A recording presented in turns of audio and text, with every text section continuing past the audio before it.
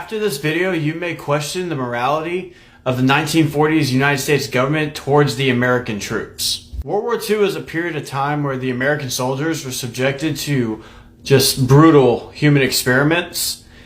How they came across their victims, though, was questionable at best, as most of their victims were African American troops. The government at the time would state that they wanted to see how these effects reacted on darker skin tones, but that is very loosely believed. These experiments were focused on darker skin tones from both African Americans and Puerto Rican soldiers, and these experiments were conducted on San Jose Island. Another thing to state is that these experiments were only done on enlisted men, and the number was around 60,000. These experiments would involve mustard gas, and they were tested in 3 different ways. There was the liquid test, which was mustard gas being applied directly to the skin.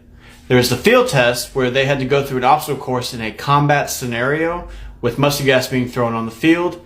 And the third one was the most brutal, where the subjects were placed in a chamber and mustard gas was put inside the room. During the chamber test, men would start crying and screaming and asking to be let out, but they would not unlock the door until multiple men had fainted from the mustard gas inside the room. Some of the effects of mustard gas is when the gas touches the body, whether it's the skin or the lungs, blisters will form almost immediately.